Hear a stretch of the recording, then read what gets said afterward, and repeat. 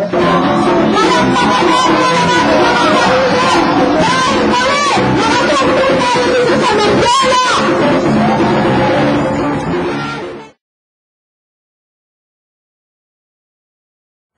para po sa record, pwede pong may state yung full name ninyo, kailan kayo pinanganak at ano yung kasalukuyang ginagawa niyo sa inyo. Sige. Okay, ako po si, ano ba, Tagalog, English, o what? Kung ano pong komportable kayo. Hello, ako si Dr. Rene Opreneo, isang professor dito sa UP School of Labor and Industrial Relations. Sir, pag sinabi ngayon na Mindiola, anong nakaalala niyo? Mindiola. Parang kuwan yan eh. Parang Plaza Miranda dati. Tapos Plaza Miranda noong panahon ng 1960s, parang debatehan.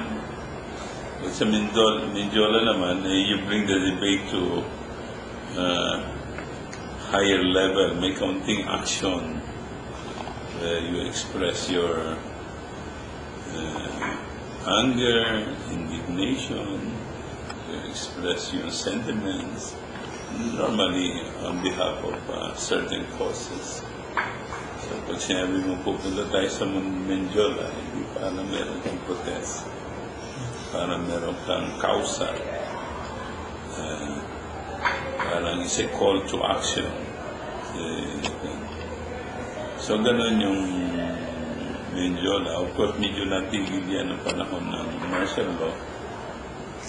Pero, na-revive din. And then, despite EDSA 1 and EDSA 2, ang tragedy ng Pilipinas, we keep going to Mindiola for the last so many decades. Ibig sabihin, there's not much progress.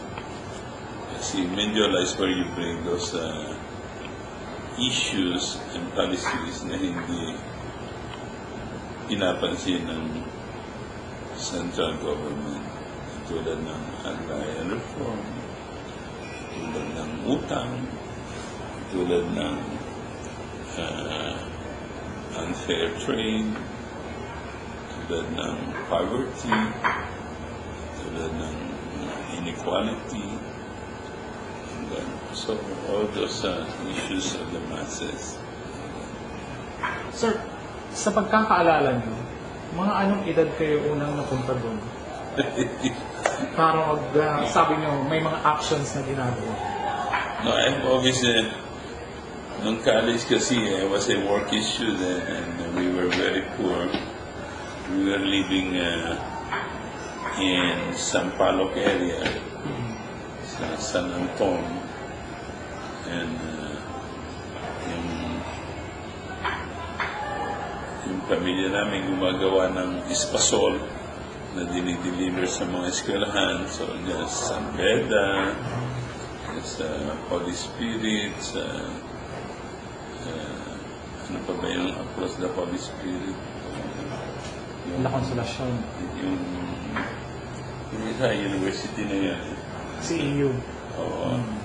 Yeah, Centro Escolar, and then Centro Portadanga lagi sa Mindiola Bridge. That's our league. And then, so yun yung, and then nangupahan kami sa isang apartment malapit sa San Anton. Malapit yan sa tinatawag na kambal na simbahan. San Palo. So you have Ligarda. So, and then you have malapit naman sa Mindiola Bridge, nariyan University of the East, San Sebastian. So, yan noong pa, 1960s up to the 70s, and up to the present, part ng University Bell. So, yan po yung congregation ng mga estudyante. Nariyan din yung mga estudyante na katulad namin na galing sa probinsya, galing sa mga mahirap. So, nagsusumiksik sa mga maliliit na apartments, sa large sample. So, nag-aral. Well,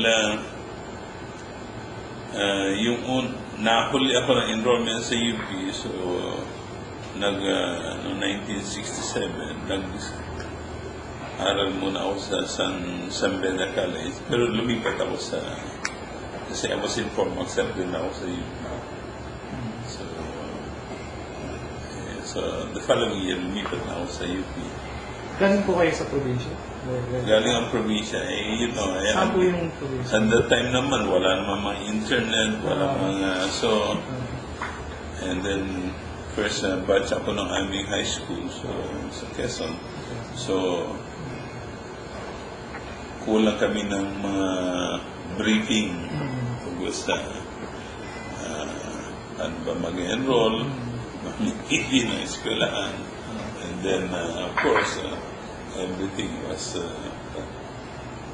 so yun ang background.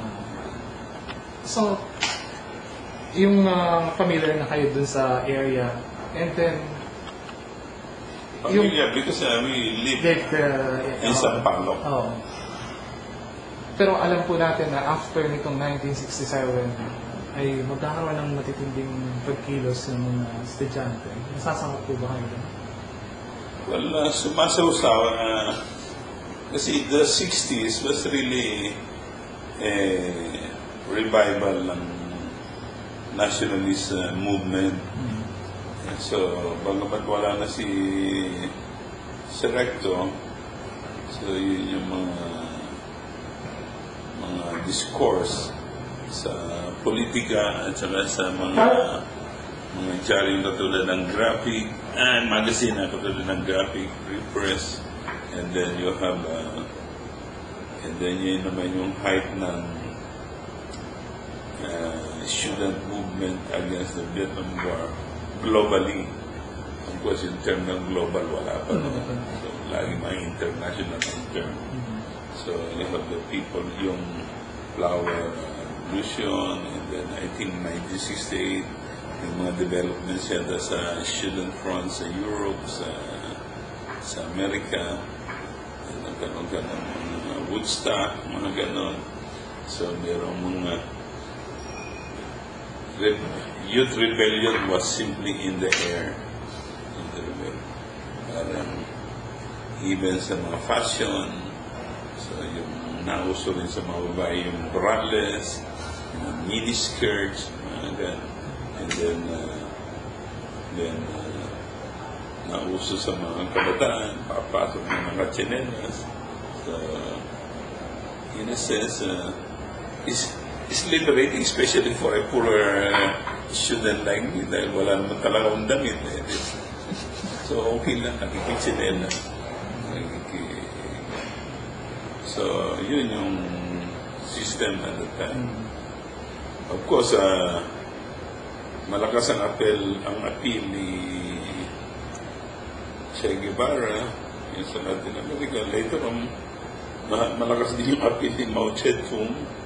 So, yung mga Mao Zedong cups. And then, actually nga, because of romanticism, even some slogans na medyo malabo, readily in-embrace ng kabataan. Katulad post-book worship. I think malabo yata yun, pero it's more of a expression of sentiment against yung existing conservatism at saka yung hierarchy at saka yung traditional modes of thinking sa university. But you see, if you are dogmatic about post-book worship, hindi ka na papasok, hindi ka na magbabasa, hindi ka na mag-aaral. And some people, they try to offset that through yung mga teaching, yun ang tawag sa mga discussion group noon, teaching, mga FGDs teaching. Ano po yung teaching sa AS staff, teaching sa mga dyan, sa book course, teaching sa... Ano po yung pinag-aaralan niyo by the time? At ba't kayo nag-involve sa mga discussion groups na po? Sa mga teachings? Hindi, imagine lang ako, sumasaw-saw lang ako. Mm. And then like any youth, you're always looking for something. But of course, dahil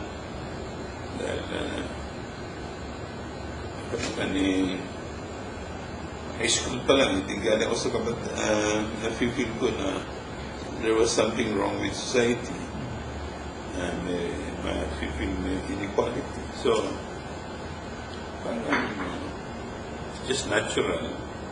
Then kasama ko yung nung lumipat ako sa UP, nag-student assistant ako, and then as a student assistant, first na guidance counseling sa Bingson, later on sa psych department. So, kay Dr. Nagbay. So, medyo kahit pa paano nakabuti sa buhay ko yun. So, nakatira ako sa Area 14, originally sa Area 2. And then, so yung mga kasama ko, mga attorney na yun, sina Chris Fernandez, kapatid ni Peter Fernandez, sali kami. Nakita ko nagrarally yung mga KMs. Hindi ko malala na issue nito about mga student issue. Hindi ko na matandaan. I just joined Then may discussions over. I just joined. And then so I was na simply gravitating towards the student movement, towards the movement for a more democratic Philippines. Anything na, of course, ang pinakamalakas ang cementing issue naman yan lahat ay nationalism. So, anything na merong bahid ng nationalism or expression of patriotism, expression of movement against exploitation, oppression, nag-gravitate ka lang doon. Member po ba kayo ng kahit anong organized group by that time? By that time, siyempre, initially wala. So, kaya nga sabi ko, So, I even joined UPSCA. Dahil ako naman may religious background. I was a seminarian for a while. So, sa probinsya. So, then, sali rin ako sa UPSIN, yun sa Protestant, malapit sa... And then, sali rin ako sa fraternity. So, hila-hila lang naman nun ang mga ganyan ng mga ganyan. Hila-hila ka lang. And then, kung minsan, hindi ko naman masustain yung involvement dyan sapagkat it requires pa siyempre dapat may kaunti kang pera. Wala namang pera lagi sa bulsa. So how can I? And then, pero patindi mga action. And then pagdating ng 1969-70, ayun, matindi na. So, I think I must have been recruited 1969 yan sa Bertrand Russell, and then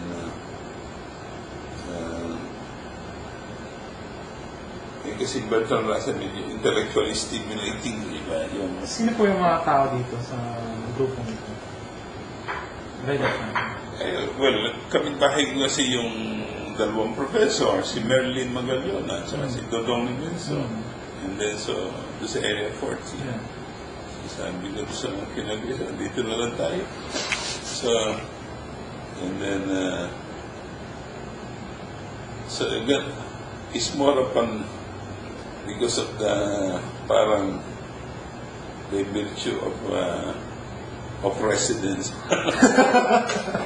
And then, paglalabas kami sa bahay, doon sila nagpupulong sa JC. And JC is malapit sa Area 14. Yun yung is a building at the back of the faculty center. So, hindi, maliit na parang tindahan. So it's just a natural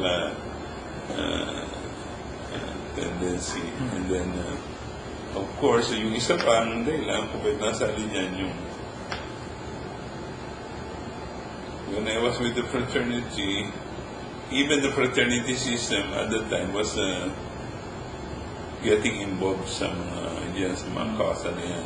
Ano po yung fraternity niyo? Alpha Pi Beta. So, yung mga Alpha, at the time, it was, the fraternity was very progressive sapagkat sila may hawak ng collegian, student council, sila Eric Bacolina, sila Nelson Navarro. Although they joined other student activist groups, SDK, KM, so, but at that time may mga convergence. Pero sino po yung nag-spearhead nun dito sa UP ng mga ganitong movement, ng mga ganitong push on nationalist issues? Hindi mo naman masabi kung sino. Sino? So parang I think people were the times were simply right for it. It was hindi mo, basta kumukulo at that time ang sense ko. I think, of course, siguro, mas na-take advantage nung mas may strategic program at the time. Kasi at the time, nag-aaway pa nga ang SDK at KM. So, and isali lang na-involve po ba kayo sa dalawang ito? But ito, hindi. But you see, yung sa fraternity, meron interfraternity sorority council na took a very 10 minutes a very active role sa emerging student movement. So gumagawa ng position. And then so that's where sa IFC, mas naging active ako doon kaysa doon sa at yun naman, naglalabas kami ng mga newsletter. Nakabase kasi sa Minsan na GAN. So, active na yung UP Women's Club, active yung GAN. That's where I met my wife. Because she was vice president ng I think vice president siya ng Women's Club at that time. So, and representative siya ng sorority ng Sigma Alpha. And then, di sali naman kami doon sa mga marcha ng BRPF. Yeah, the BRPF. Ano po yung BRP na? Bertrand Russell Foundation. So, sister organization naman niya ng MPKP. So, I think yung mga ganyan-ganyan naman eh. Parang katulad ni Ray Casambre, medyo sumali sa MPKP. Ngayon siya ay ranking member ng bayan. So, kailan po nagsimula yung pagmarcha ninyo sa Mindoro? At ano yung issue? Of course, at that time, siyempre, student content, hindi medyo nebulous hindi mas, yung pag-define ng mga issues, hindi ganun ka-clear. We're simply following the general movement against social inequality. So, but 1968, 69, siyempre, mga issue hindi lamang Vietnam War, hindi lamang yung issue ng sa mga social ills. Malakas noon yung sa agrarian issue, sa labor issues. Sa lahat at the time, ang lakas ng NPKP was mainly because of Masaka, Malaya Samahan ng Magsasaga na because Central Luzon is very near. And malakas yan sa Bulacan, Nueva Pampanga. Yun naman ang pinantira ni Marcos Salado to pacify. But Yung MPA, ang impression ko nun, it was more of a Tarlac, Hacienda Lucita phenomenon. So may mga marcha laban sa kahirapan. Nag-active naman ng grupo ni na Mang Lapus, yung Kiro, yung Social Democrats. So meron silang mga, I think, sit-in doon sa harap ng Kongreso. I think ang Kongreso at that time, malapit sa City Hall. And then nagkaroon ng malaking marcha ng January. Hindi ko na matandaan, January 29 o January 30. Magkasunod yun eh. Basta 1970. And so, yung siguro, hindi ko na matandaan paano yung pinakamagulo ng January 30 siguro. Basta malaking parang marcha ng mga mahihirap na babagsak sa yung Anlundo ay di babagsak sa Freedom Park. Saan po yan?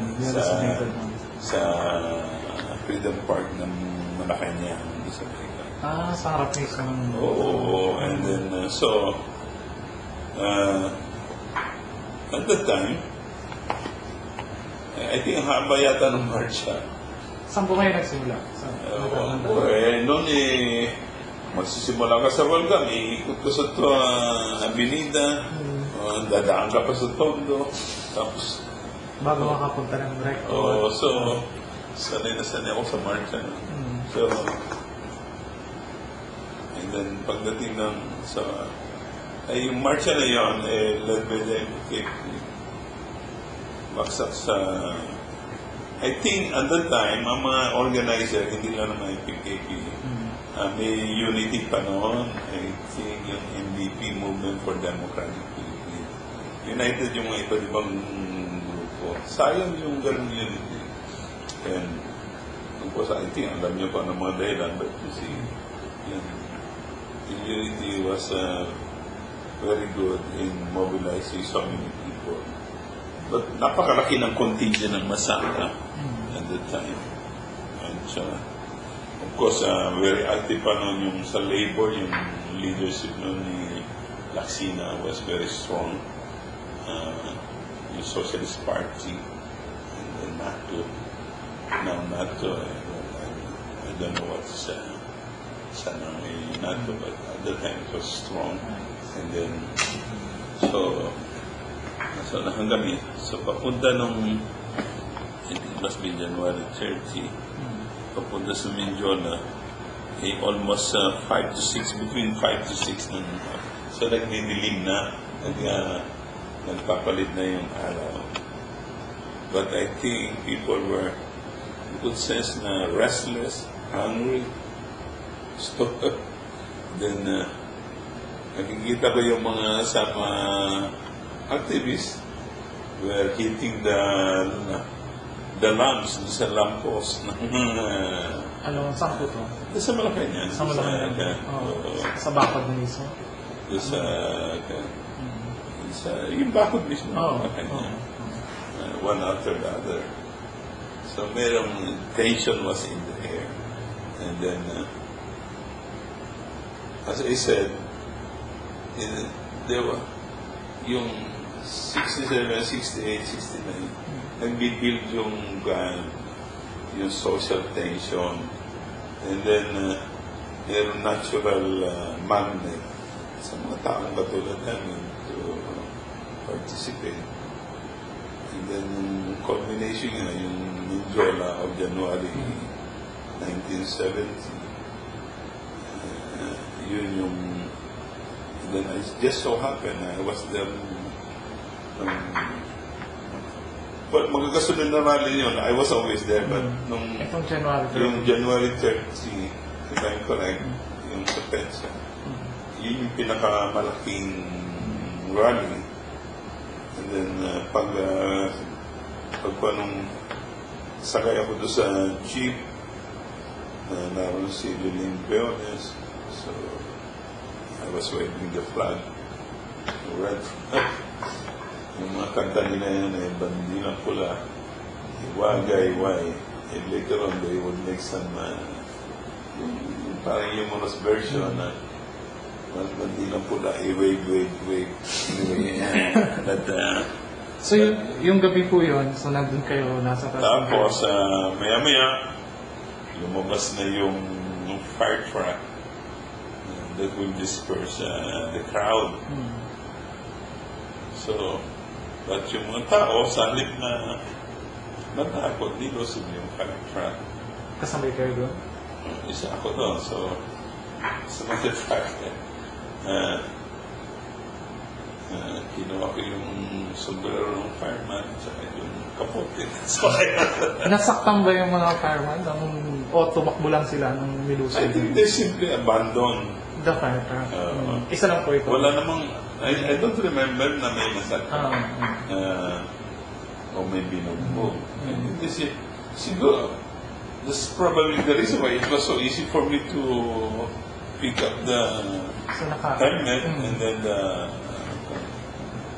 but of course, it was so hot, so siyempre, inalis ko rin yun. And then,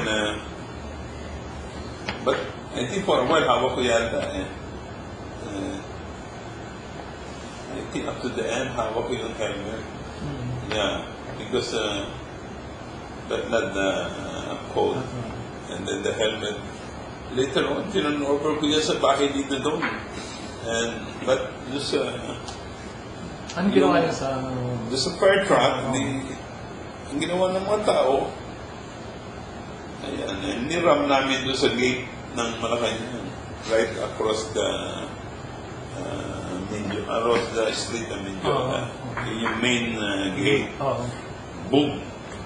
And then, I remember there was, after ramming it was, at that time, it was already dark.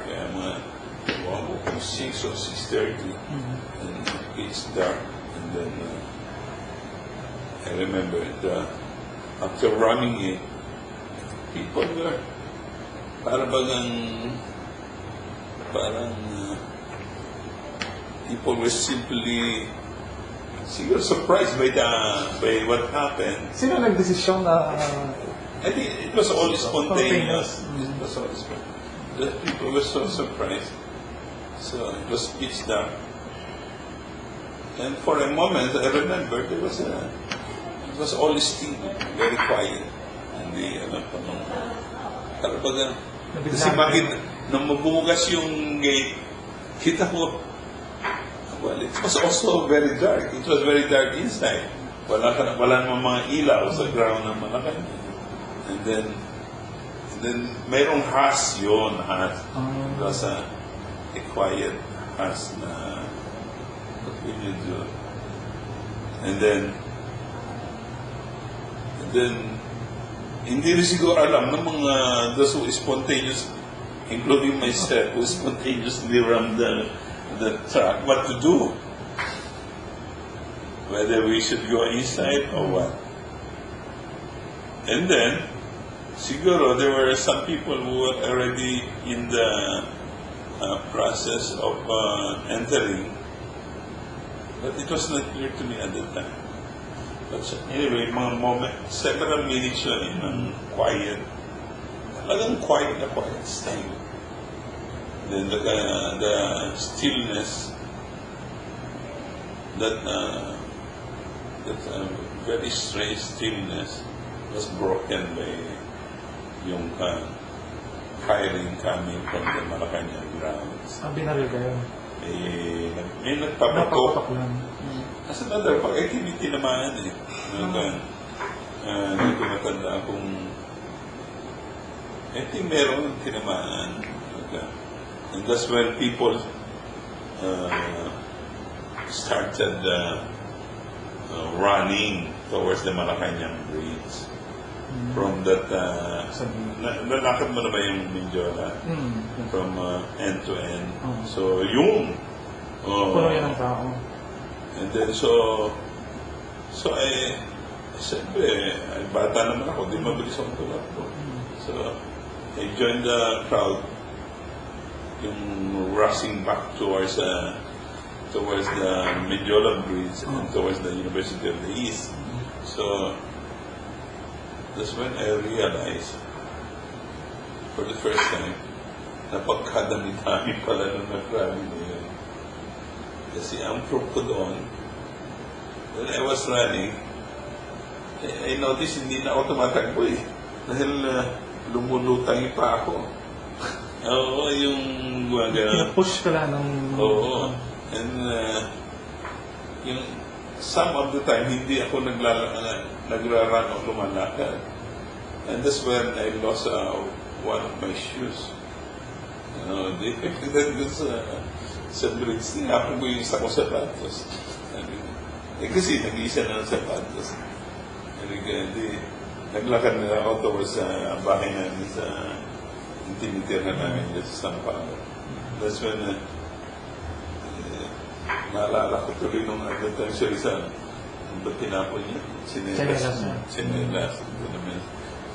Sapatos.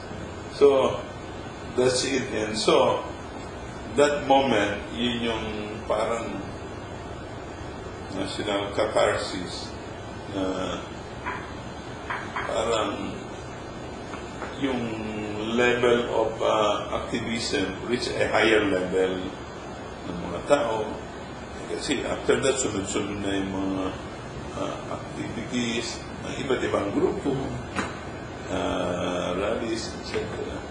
But, and then nag-combinate yun sa merong later on, some bombing in 1970, eventually, series ng mga mass action, protests, bombing also, 71. And then nagkaroon ka ng eventually ending with martial law of 72.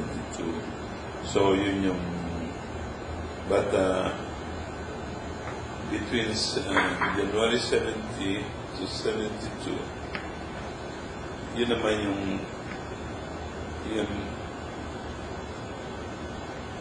I think to a certain extent, ang tragedy ng social movement was the emergence of this unity. Yun ang tragedy. Because naroon na yung momentum eh. Naroon na yun. So doon naman banata ng banata sa mga rhetorics, sa mga issue ng revisionism, social imperialism, and then nakalimutan yung direct crusade towards a nationalist movement, malakas, united, yung MDP, neither here nor there, ang ganda-gandang initiative noon. And then, it was, of course, tuloy-tuloy naman yung anger ng mga tao, tuloy-tuloy yung protest, tuloy-tuloy yung... So, it was exciting and sad at the same time. And then, what happened? It's, so, you see, as I mean, it nakakabang ng days of this quiet race, also followed by days of confusion. And then, ang major lesson doon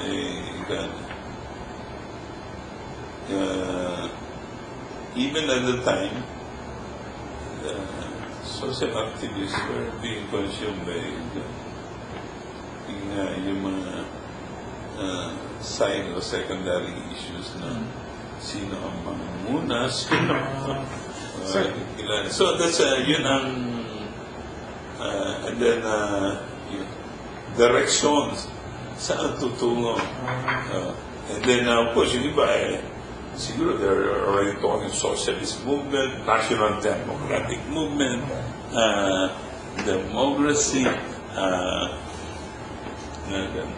I think that's why later on I appreciate yung much later appreciate ko yung mga sinulat ni Renato Constantino as early as 1968 or 68, 69. He was talking, so it was writing, although it was more in the abstract.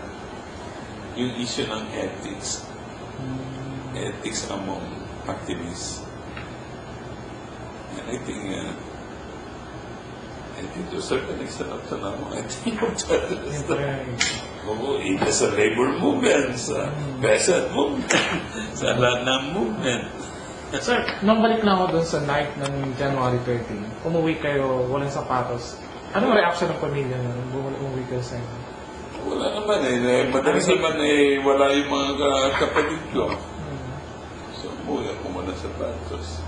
And then, ano yung pakiramdam nyo nung nasa bahay na kayo? at that time, it was something, para bang you participated in something historically big na hindi mo ma-define at that time. And at that time, hindi mo malaman kung saan totoo yun. Ito ba ay civil war? Ito ba ay kakaroon ng widespread crackdown ang government? Or will the government collapse? Mga ganong mga questions. But of course, at that time, you forgot na hindi ka pala kumakain. So, imagine niya, nagsimula ka ng tanghali, tapos, I think, nakaabot ako sa bahay, siguro mga past 8, past 9, and then you lost your sense of time. You lost your sense of hunger. And then your sense of hunger nag-intertwine with your sense of wonder about what would happen. Inaalala niyo bang ma-arrest kayo knowing na lang kayo sa unahan ng fire truck na bumangga sa gate ng Malacanang? Kung hindi, at that moment, hindi mo iniisip yun Iniisip mo yung, what is this event unfolding? Yung God is more yung God. And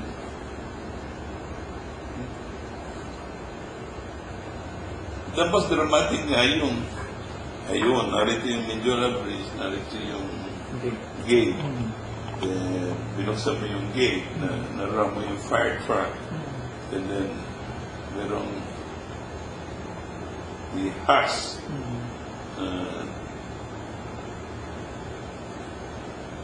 I think another high point there was yung umuhugos yung mga tao pabalik. Yung sinabi ko na I lost one of my shoes. Parang kinamay ka lang nung... So I realized, ang kapal pala. ng tao. Ang kapal. I'm afraid yung mobilization at that time, parang hindi matambana ng mga succeeding mobilization. But ganun karami Grabe. Dito sa nangyari ito, sabi niyo may binaril at may tanamaan. May mga namatay ba sa pagkakaalam niyo? Alam ko may namatay. Hindi ko na nasundan ng mga istorya ng mga... Hindi naman... Parang yung the morning after, nalaman niya ito yung nangyari at lahat. Nag-usap ba kayo? A few days after, tapos yun nga, sunod-sunod yung mga teach-in, mga protest. Usually, ang takbuhan naman nila, AS steps. Kaso nga, mayroon nga, later on, nagkaroon nga ng mga division, nagkaroon pa ng dilimang commune, nagkaroon ng mga... Na-involve po kayo doon? Because the Diliman commune became now a sectarian move by yung mga grupo ni Joma. So, medyo yun na nga yung mga unnecessary divisions already. So, and then at that time, ang isang tragic outcome noon, hindi mo naman makakalag ka sa mga ganyan ang trade union movement. But of course, I'm not talking about it post. During that time. But during that time, hindi ko naman naisip pa yun. But Hindi mo makakalat ka sa mga ganyang halabira yung mga peasant groups. Yes. Sinulat akong point I remember that. Yun tungkol sa Menjola. Kung saan ba? January, parang Enero 29, Enero 30. Saan po ito lumabas? Yung Tulano? Or sinulat nila ang post-public? Parang lumabas din yan eh. Hindi ko lang matalabas. Okay, sir. Parang lumabas sa...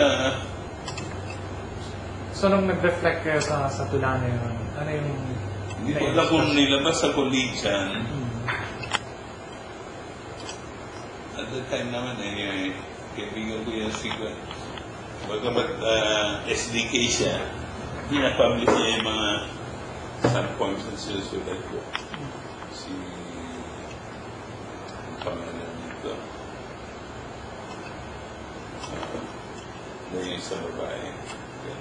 Kaya nandito matanda. Yes, sir. You need that point? Yes, sir. Kasi may component din itong study namin. We look at the literature of the period. Ay, sige. Sa- Hanapin ko. I think I have a copy of that. Kaya lang ng pulit-pulit na sila. Okay. Sir, yung sinasabi nila na nag-emerge yung division and right after ng 69-70 period, pumunta pa ba lang kayo sa Mindiola after that? May mga mobilizations pa rin na involved kayo at napunta ulit kayo doon? And from time to time naman, meron lagi mga ganyan. Lagi naman may mga rally. May May 1, may iba. Pero nothing, whether initiated by our group or initiated by the other groups, nothing would compare sa events of January 1970. And then, to a certain extent, tama si Pete. First quarter. That's why they call it the first quarter storm. But, because after that, mukhang wala nang ginagawa yung mga tao, kundi rally, teaching, organizing, learn from the people, mga ganon-ganon, yung period na yun. Were you expecting something big to happen yung panahon na yun? I mean, so yung action, yung ganang pagtitigil? Siyempre, kakasunod lang naman ako. So, I was just expecting na hindi naman tayo leader man. So, we're expecting something na would happen. Yung katulad nga nung Ano yung in-expect mo? is something undefined eh. Could be, yung binanggit ko na kanina. Could be a collapse of government, revolution, mga in my youthful mind, iniisip ko yung romanticize idea ng You're taking over the government? revolution. Siyempre, narinig ko yung mga kasamahan ko na gusto nila pag nanalo daw revolution. Punta sila sa take over sila sa Forbes Park. Ano bang gagawin sa Forbes Park? Siyempre, bahay na mayayaman. Yung bahay na mamilin. How much of the anger or frustration ang directed kay Marcos? Or tinitingnan siya palagi as systemic at hindi lang nakatuon sa isang tao? Hindi ko alam kung anong feeling ng iba, but at that time, Sa inyo po, personally? I was really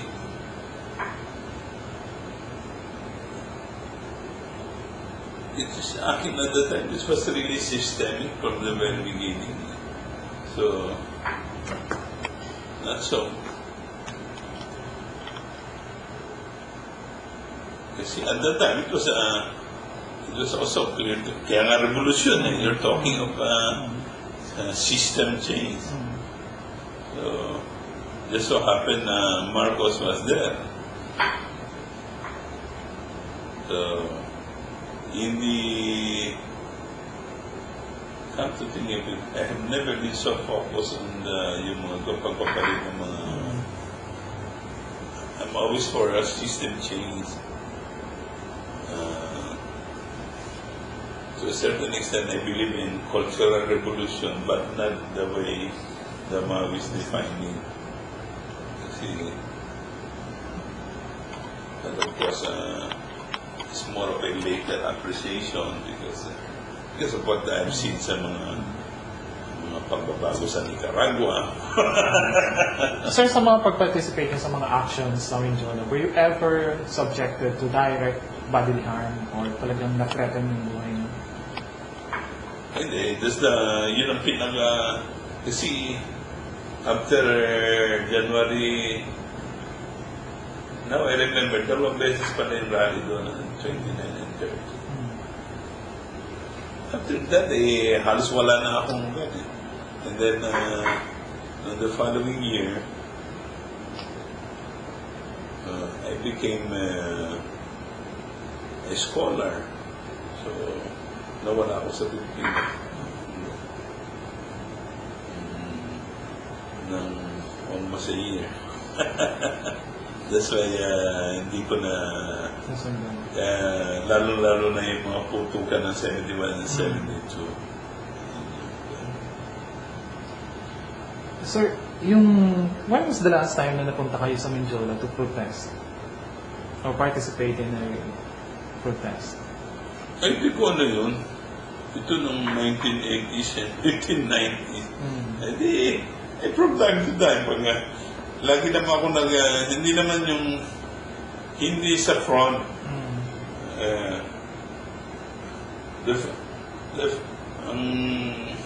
Lagi naman, lalo na, every May was masali ako either sumasali ako o nag-observe ako sa mga labor activities. Sometimes I make it a point to go to see all activities ng labor, whether KMU, TUCP, may ikot ako, BNP, may ikot ako.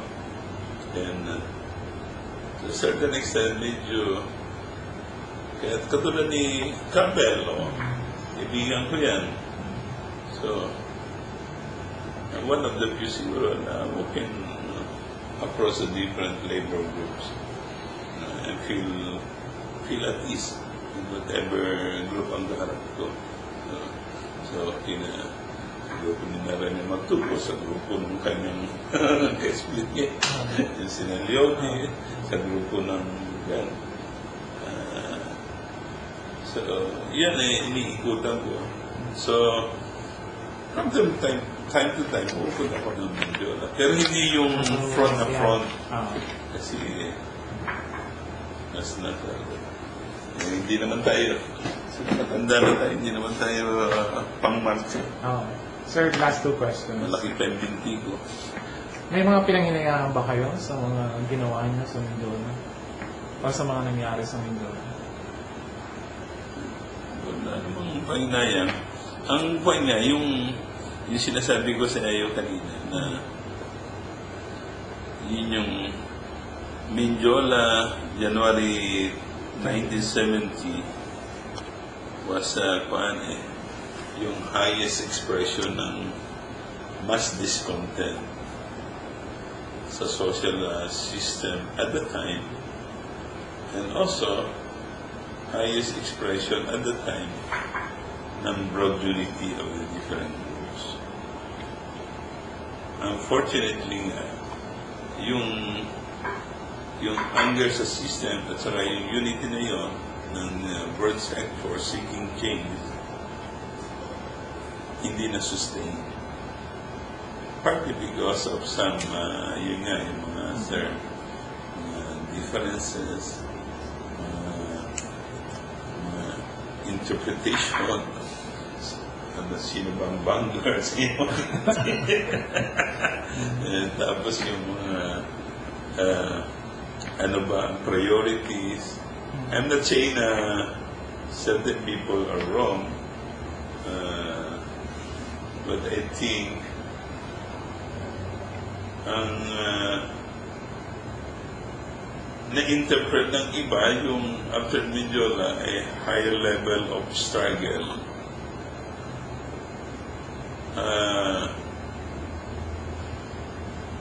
nawala yung gana. To me, at that time, ang to a certain extent siguro, nadala tayo ng mga out ng Republic. But looking back, ang issue talaga noon, how to initiate a meaningful democratic restructuring of Philippine society along more or less the nationalist line. Yun ang na-sacrifice yung ganong concept in favor of a socialist, revolutionary, or Marxist plan. But it was more, but you cannot blame people. Naroon yung youthful enthusiasm, naroon yung, kaya nga we were readily embracing sina Che Guevara, sina Mao Zedong, sina Fidel Castro, even yung mga, sina Regis Debray, yung sinungaling sa mga Franz Fanon, mga ganon. And then,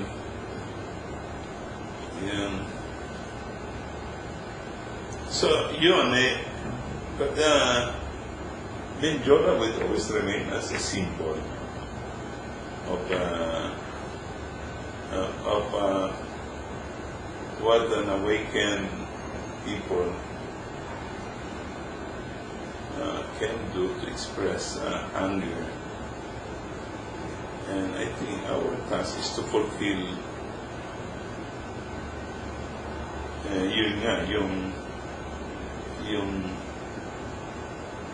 I think people joined Menjola 1970 precisely because yung aspiration to have a better life through a system change. So how do you fulfill that? So it remains to be fulfilled. Similarly, parang EDSA 1 yan. Change ka ng people join EDSA 1, pero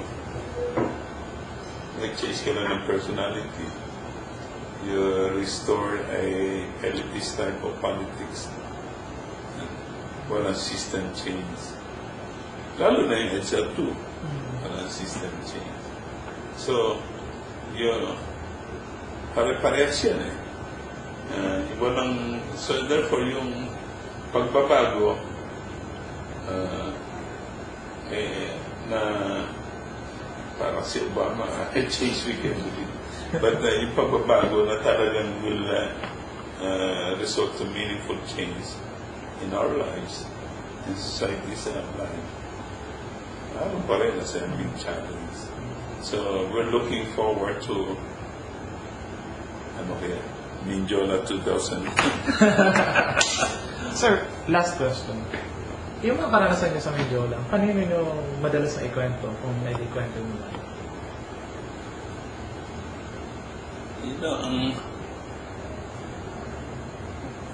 Wala, hindi ko naman, sa mga kadadaling kasamahan. Kasi, dati nga, wala nga akong picture ng Menjola. But kung may chance ka na matatapos, kung kaya mo yung archive ng media, makita mo doon may mga picture. Naroon ako sa tok-tok ng jeep. Karati ko si Liling Briones. I was waving the red flag. Maraming ganun picture. Pero ako mismo wala akong picture. Nireproduce din nila nung wala akong kopya. So, basically yun lang po muna.